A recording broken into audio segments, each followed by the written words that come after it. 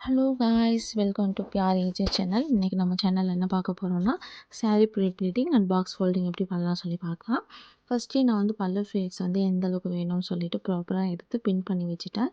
பின் பண்ணி வச்சுட்டு வீடியோவில் பார்க்குற மாதிரி நான் அயர்ன் பண்ணிக்கிறேன். ஓகேங்களா.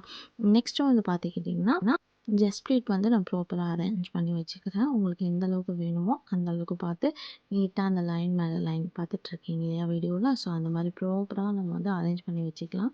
நம்ம ப்ராப்பராக அரேஞ்ச் பண்ணிவிட்டு நம்ம வந்து அயர்ன் கொடுத்தா தான் அது வந்து கொஞ்சம் ஸ்டே நல்லாயிருக்கும். ஓகேங்களா, பார்க்கவும் நல்லாயிருக்கும். ஸோ அதனால் ப்ராப்பராக வந்து அரேஞ்சிங் ரொம்ப முக்கியம். ஓகேங்களா. இந்த மாதிரி ப்ராப்பராக நம்ம வந்துட்டு ஸ்ட்ரெயிட்டாக எடுத்து வச்சு நம்ம ப்ராப்பராக அயர்ன் கொடுத்துக்கலாம். ஓகேங்களா.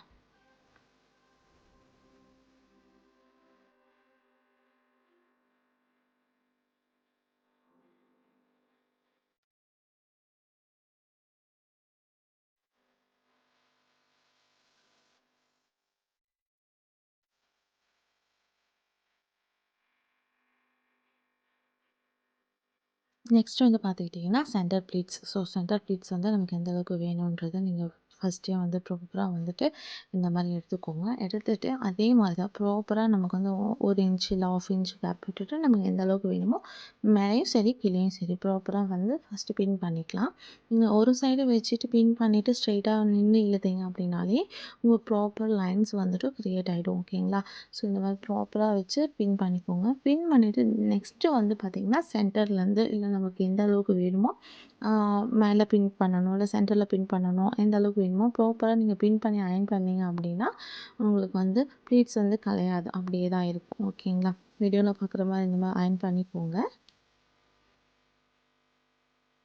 சென்டர் ப்ளேட்ஸ் குட் சைடு வந்து டேபிளில் பார்த்த மாதிரி டேபிள் மிடில் வச்சு ப்ளேஸ் பண்ணிக்கலாம். முன்னாடி இருக்க சின்ன போர்ஷனை சென்டர் ப்ளேட்ஸ் மேலே வச்சு இந்த மாதிரி ஃபோல்ட் பண்ணிக்கலாம். நீங்கள் சின்னதாக ஃபோல்ட் பண்ணால் சின்னதாக வரும், பெருசாக ஃபோல்ட் பண்ணால் பெருசாக வரும். நெக்ஸ்ட் வந்து ஜஸ்ட் ப்ளீட்டை டேபிள் மிடில் ப்ளேஸ் பண்ணாமல் சாரியோட லெஃப்ட் சைட் கார்னரில் 10 இன்ச்சு கேப் விட்டு ப்ளேஸ் பண்ணிக்கோங்க. இந்த மாதிரி கைட்லைன் வச்சு நான் வந்து ப்ளேஸ் பண்ணிக்கிறேன். ஓகேங்களா.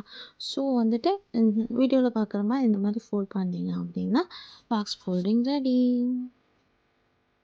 வீடியோ பிடிச்சிருந்தா மறக்காமல் லைக் பண்ணிக்கோங்க.